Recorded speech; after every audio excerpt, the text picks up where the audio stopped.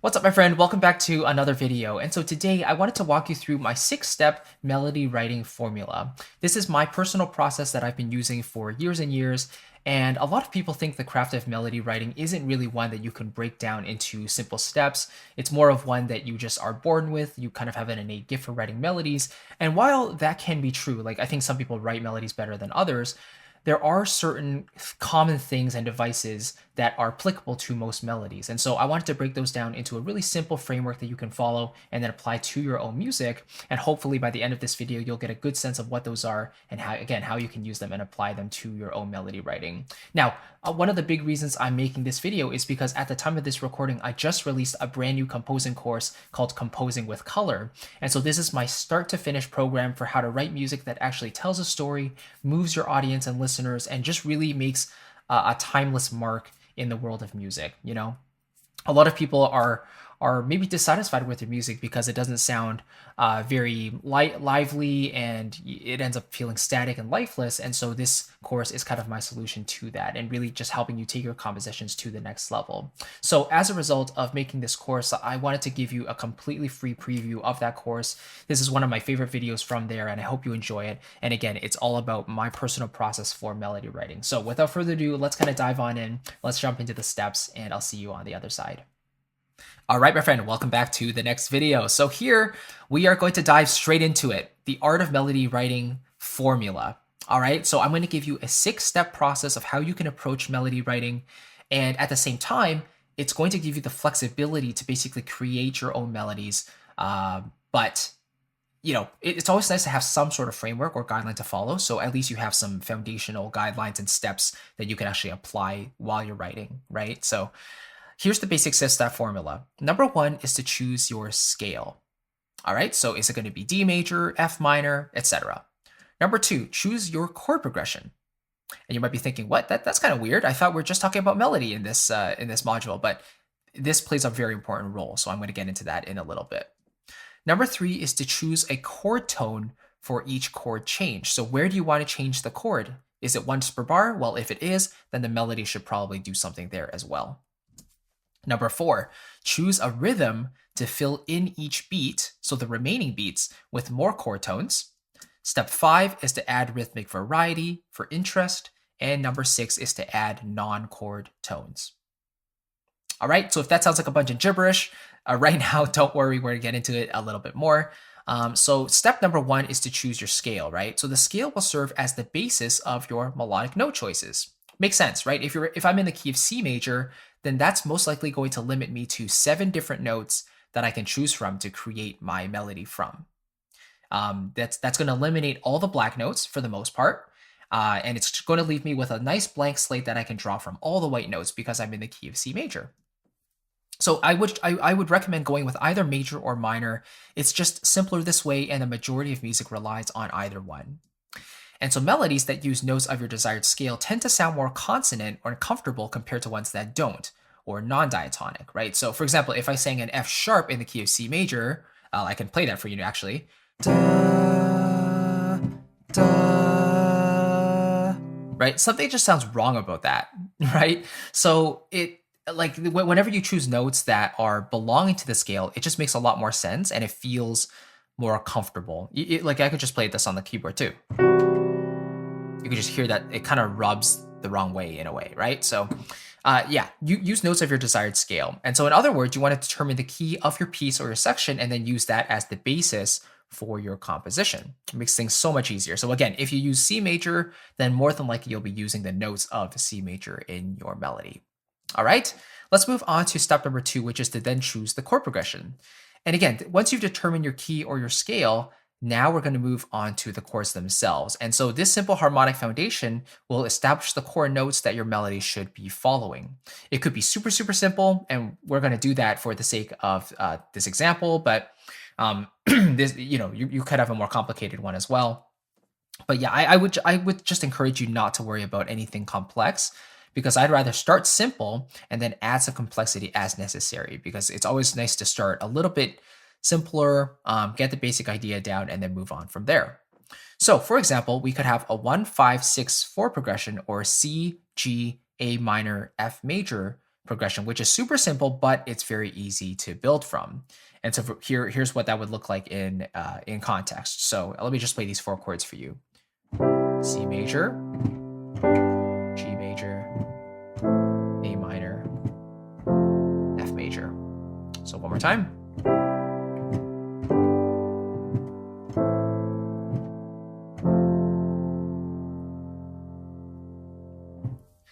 And as I played that, you could probably start humming, a little improvisation. Like you probably hear some sort of melody in your head that you could sing on top of that. And some notes just seem to fit better than others. And that's exactly what you want to draw from, that sort of inspiration. But we're going to kind of outline this a little bit more, solidly in the next step, which is to choose a chord tone for each chord change. Or in other words, when the chord changes to the next chord, that's when you want to have a melody note playing on that chord. So again, once we've established our simple chord progression in our chosen key, now we can start constructing our melody from scratch by using those chord tones that we've chosen from our chords. So you want to choose a chord tone, which is the root, the third, or the fifth of the chord for your melody, and then assign one to the downbeat of each chord change. And the downbeat is simply the first beat of the bar, which is usually the strongest beat, right? So for example, if we have the 1, 5, 6, 4, these 4 chords each have 3 distinct notes within them. So the C major chord has C, E, G. The 5 chord or the G chord has G, B, D. The A minor chord has A, C, E. And then the 4 chord has F, A, and C. And so as a result, we could choose different notes for our melody based on these notes. Now we have some options, right? So your melody might use these notes. You might go with a C from the C chord. You might go with a D from the G chord. You might go with the C again from the A minor chord, and then use the A from the F major chord, right? So C, D, C, A, that could totally work. And so here's a little pro tip. You want to try to lead to each note as smoothly as possible by step or by skip maximum. So from the C to the D, I'm going up by step, then down to the C, I'm going down another step, and then to the A, I'm going down a skip. And generally, the rule of thumb is the smoother the melody is, like the less motion there is or distance between the notes, the more comfortable it is for regular people to sing. If you have too many jumps, too many leaps up and down, it's really hard to sing because most people aren't good singers. So the more conversational and smooth you can make it, the easier it is as a rule of thumb to sing, okay? So this is what that would look like. So I'll play the chords, but this time I'll also add the melody note on top so you can hear how consonant this sounds. Here we go. 1, 2, 3, 4, 2, 3, 4, 2, 3, 4, 2, 3, 4, right? So there's no way that those chord tones will sound dissonant compared to the chord underneath, because those notes are literally one of those 3 notes in the chord, and it's just up an octave or so. And so you're always going to be guaranteed a nice consonant sound. And again, notice the shape of the melody is relatively smooth. It goes up by step, and then down by a skip to finish. Okay, let's move on to step 4. So now we have to choose a rhythm to fill in the rest of the beats. So we've got to fill in the rest of each bar with more notes to flesh out the melody a little more, right? Because right now we just have the first note of the beat that's taken care of, but the rest of the beats are still blank. And so this depends on the time signature, like whether you're in 4/4 time or 3/4 time, like simple or duple or triple time, because this will affect the flow of the melody for sure, right? Depending on how many beats you have in the bar, that will allow for certain numbers of notes. And so you could always start with something simple like feeling in 4 or 3, like 1, 2, 3, 4, 1, 2, 3, or 3. So 1, 2, 3, 1, 2, 3, or 1, 2, 3, 4, 5, 6, 1, 2, 3, 4, 5, 6, something like that. So for example, for my C chord, instead of just singing a C, I can then bring in other chord tones in the C chord, so the E and the G. For example, C, G, E, C, if we're in the 4/4 time, and then I could also use a straight quarter note rhythm for filling out the rest of the beats in this melody. So it could look something like this. So let me play it for you. So it sounds like this.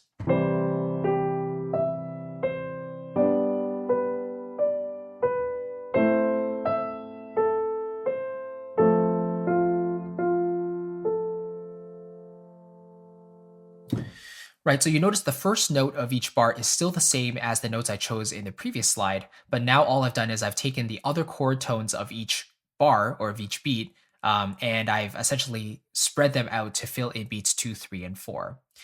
And this melody doesn't sound bad, but it does sound a little disjointed because there's quite a lot of skips and leaps happening throughout. Like in the first bar, we have a perfect fourth, we have a fourth, and then going up a sixth, and then going down a third. And then the next bar, we have, skips alternating, but it's not quite as smooth as what we might like. But this is normal because we're using the chord tones, and the chord tones are all separated by thirds, right? C, E, G, C, E, G, those are all separated by thirds. So it's normal to have at least skips and then probably even larger intervals if you go in certain directions. But the main thing I want you to notice here is that every note that we've written in this example is a quarter note. It's all the same note value. So this probably feels a little metronomical, a little robotic to you as well. And so we got to find a way to rectify that, which segues us into step 5, and that is to add rhythmic variety. So instead of maintaining the same rhythm throughout, which would make us static and lifeless, now we're going to add some variation. Okay? And so if the rhythm is all quarter notes, then you want to add, for example, some shorter note lengths like 8th notes and 16th notes, and perhaps even some longer notes as well, like dotted quarter notes or half and whole notes, just to kind of spice it up a little bit and give it some interest, right? So this will make it feel more lively and conversational and interesting overall, which makes a lot of sense because when we talk in our English language, for example, not every word has the same number of syllables. We don't hold certain syllables for the same lengths as others, right? It's all a flowing, smooth language, and music is supposed to feel like that as well to make it singable.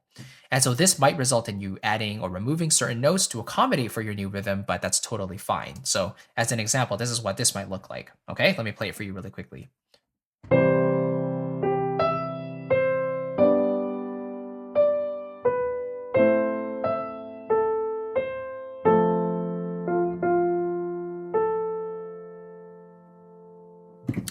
All right.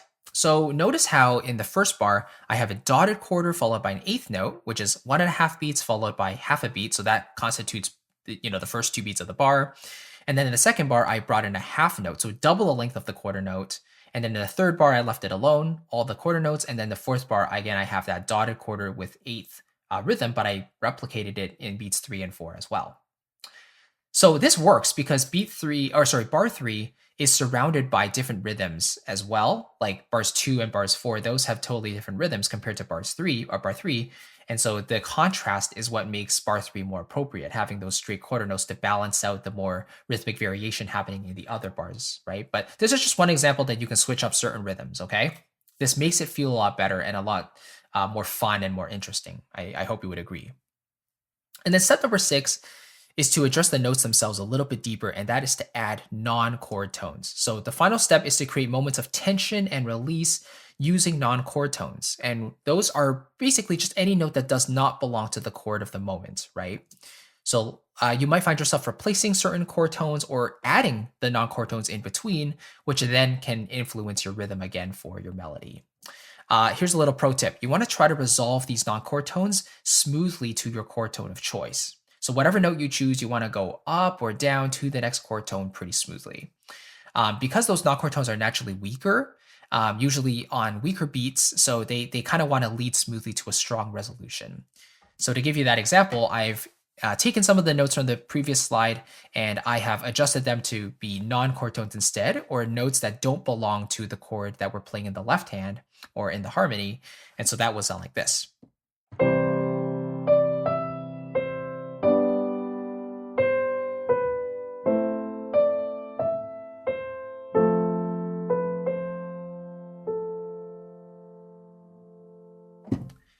And to me, this is night and day because you can really hear the tension, the slight moments of tension and color that are introduced when we hear those non-chord tones all circled in blue, and then it's immediately followed by a chord tone or a resolution.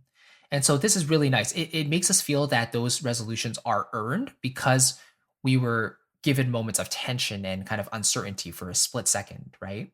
So that's the power of non-chord tones. And we're going to explore this a little bit more in the next video, but I just wanted to share this process with you. But hopefully this kind of makes sense. So let's just quickly recap the 6 steps here. So first of all, you want to choose your scale. Most likely it's going to be either major or minor.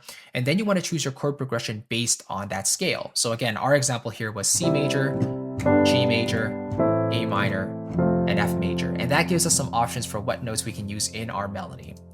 And the main option is using a chord tone for each chord change, which is, in this case, we have a C on the top, then to a D, and then to a C, and then to an A, right? And those notes all belong to the chord of the moment.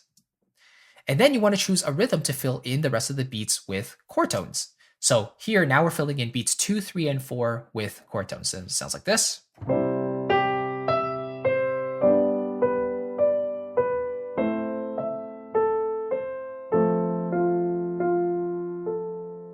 Right? So you're basically just choosing the other notes of the chord, the root, third, and the fifth, and then you're just filling in the rest of the beats with those notes.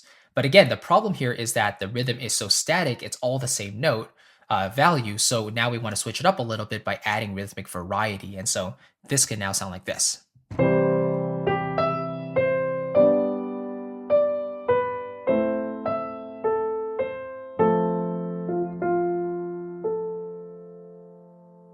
Notice I basically kept all the notes the same, except I just changed the rhythm a little bit, made some notes longer, made some notes shorter. And again, that makes it feel more lively, more conversational, more interesting.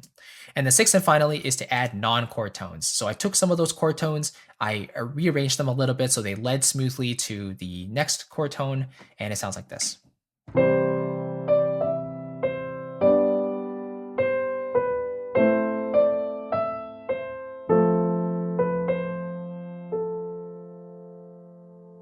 And now it sounds a lot smoother. Now it sounds like a real melody that I could add lyrics to and have it sound natural.